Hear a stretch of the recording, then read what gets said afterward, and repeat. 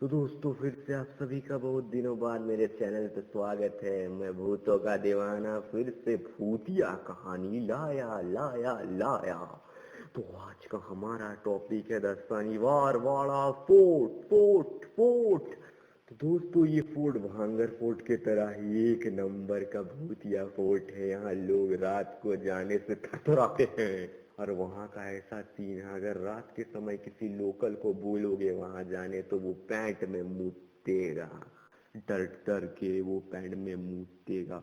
और दोस्तों यहाँ के लोकल पीपल का ही मानना है हर रात यहाँ भूतिया एक्टिविटीज होती है और फुल मून को तो एकदम भयानक भयानक भूतिया एक्टिविटीज होती है, सुपर नेचुरल एक्टिविटीज एकदम बढ़ जाती है। और दोस्तों इस स्पोर्ट की हिस्ट्री बहुत ही दुख भरी है। यहाँ एक यंग राजकुमार को उसके अंकल ने, खुद के अंकल ने मार डाला। उसके खुद के अंकल ने प्रॉपर्टी के लिए मार डाला और उस राजकुमार की आत्मा आज भी उस फोर्ट में भटक रही है। और वहाँ उसने बहुत सारे दोस्त बना लिए हैं जो रात के समय हंगामा करते हैं। वहाँ हर रात राजकुमार के रोने की आवाज आती है, चिल्लाने की आवाज आती है। वो चिल्लाता है, मुझे छोड़ दो, मुझे छोड़ दो, मुझे छोड़ दो। और जो रात के समय अगल बगल भटकता है उसके बॉडी और हड्डी के टुकड़े दूसरे दिन मिलते हैं। एक बार एक लड़के ने उस फोर्ट में रात में रुकने का निश्चय किया और वो रुका और रात में रुकने के बाद सुबह वो पागल हो गया। उसके कपड़े फटे हुए थे और उसके मुंह पर बहुत सारे खरोंचे थी। फिर उसे पागल खाना ले जाया गया और फिर वो 1 घंटे में ही मर गया और उसके मुंह से ब्लड निकल रहा था।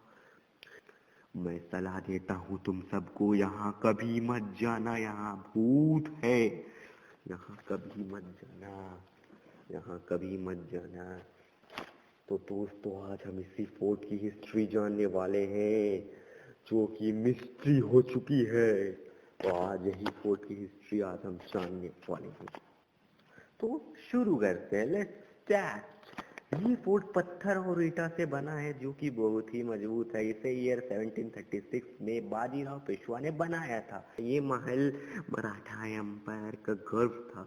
लेकिन दोस्तों बाजीराव पेशवा जो वहाँ के महाराज थे उनका कोई बाल बच्चा नहीं था, इसीलिए उन्होंने 2 बच्चे को अडेप्ट किया।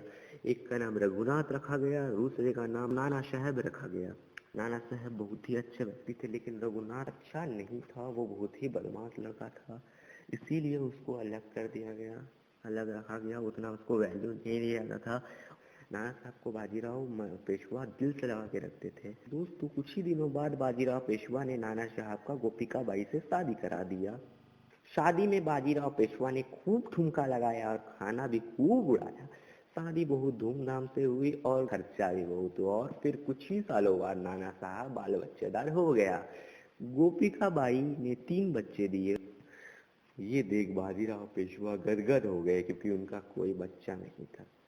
उनका छाती फूल गया और वो बच्चे के साथ खूब खेलते थे और वो बच्चे बहुत पसंद करते थे। लेकिन दोस्तों बैड न्यूज ये है कि 28 अप्रैल 1740 में वो चल बसे।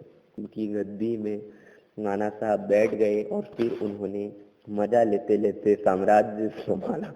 फिर एक बैड न्यूज, वो एक जंग में 23 जून 1761 में मारे गए। फिर वाइफ तो बैठेगी नहीं गद्दी पे, उनका बेटा माधवराव 16 जुलाई 1961 में वहां का गद्दी में बैठ गया। और फिर अचानक नाना साहब के दूसरे बेटे विश्वास राव किसी जंग में मारा गया और ये सदमा महादेव राव बर्दाश्त नहीं कर पाया, उन्होंने जहर खा लिया और वो मर गए। और फिर सिर्फ एक ही बच्चा बचा, नारायण राव, जो कि 16 साल का था और उसे साम्राज्य के बारे में कुछ जानकारी नहीं थी। और इसीलिए उनके अंकल रघुनाथ पेशवा जो कि दूसरा बेटा था, मतलब जिसे अडॉप्ट किया था, दूसरा बेटा रघुनाथ पेशवा जिसका नाम मैंने लिया था, वो उसे असिस्ट किया करता था, उसे सजेशन दिया करता था ऐसे करो ऐसे करो। और वो बहुत ही लालची इंसान थे और उन्हें बाजीराव पेशवा बिल्कुल पसंद नहीं करते थे। बाजीराव पेशवा ने सख्त उन्हें रघुनाथ को अपने गद्दी पर बैठने से मना किया था। उन्होंने कहा था मेरी मौत के बाद नाना और उनके बच्चे साम्राज्य संभालेंगे, और रघुनाथ ये सपना भी ना देखे कि वो साम्राज्य संभालेगा और गद्दी पे बैठेगा, और इसी का बदला रघुनाथ को लेना था। और फिर उन्होंने एक प्लान बनाया कि इस लौंडे को मरवा देंगे और उसके जगह वो अपने बैठेगा। और फिर उसने जंगली शिकारियों को लेटर लिखा कि नारायण राव को मार दो। फिर उनके हेड ने मैसेज रिसीव किया और इस गंदे काम को अंजाम दिया।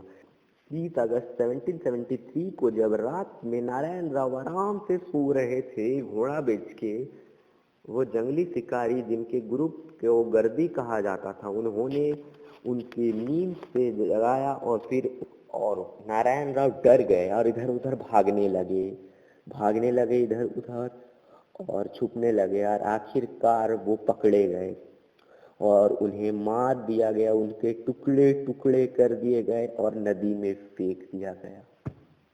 और किसी को भनक तक नहीं लगी कि वो मर चुके हैं। रघुनाथ ने सब जगह बोल दिया कि वो लापता हो गया है, लेकिन किसी को प्यार पता नहीं था कि रघुनाथ ने उसे मरवा दिया है। और फिर रघुनाथ उस गद्दी पे बैठा, मुश्किल से 1 साल वो बैठा होगा। उसी के अंदर में अचानक पूरे फोर्ट में आग लग गई और फोर्ट पूरा तहस नहस हो गया और रघुनाथ भी उसमें जल के मर गया। रघुनाथ की मौत उसी फोर्ट में हो गई और दोस्तों को विश्वास नहीं हुआ, ये फोर्ट 30 दिन तक जल रहा था। 30 दिन तक जला था, इतना भयंकर आग लगा था, कोई से बुझा नहीं पाया। 30 दिन तक, उस टाइम तो फायर ब्रिगेड भी नहीं हुआ करते थे, मत पूछो, 30 दिन तक ये जला था। पूरा महल खंडर में तब्दील हो गया, पूरा महल खंडर में तब्दील हो गया। और लोगों का यही मानना है कि नारायण राव ने ये सब कराया है। नारायण राव वहां मौजूद है, उसी ने पूरे फोर्ट में आग लगा दी। उसे भी चूंकि रघुनाथ से बदला लेना था, क्योंकि वो बेकसूर था, उसे मरवा दिया गया बेमतलब में। और वो भी नींद में उसे मारा गया है, धोखे से उसे मारा गया है। और आज उसकी आत्मा वहां भटक रही है और लटक रही है। उसके कई सारे दोस्त भी बन गए हैं वहां, और वही लोग सब तांडव करते हैं रात के समय में। और मैंने आपको बताया है इस फुल मून में तो वो और उनकी शक्तियां बढ़ जाती है, सुपर नेचुरल एक्टिविटीज और बढ़ जाती है, लाखों करोड़ों गुना सुपर नेचुरल एक्टिविटीज बढ़ जाती है फुल मून को। और वहां के लोग थरथराते हैं देख देख कर कि क्या हो रहा है ये। कभी साया दिखता है, कभी खून गिर रहा होता है, कभी चिल्लाने की आवाज आती है, कभी कुत्ता भौंक रहा होता है, कभी बिल्ली रो रही होती है। तो दोस्तों यही कहानी थी। अगर पसंद आया होगा तो लाइक मार देना। ये पूरी स्टोरी मैंने कवर कर ली है। अगर पसंद आ गया होगा तो लाइक कर देना, चैनल को सब्सक्राइब कर देना और नोटिफिकेशन बिल को ऑन कर देना। तो बाय बाय, आज के लिए इतना ही, बाय बाय।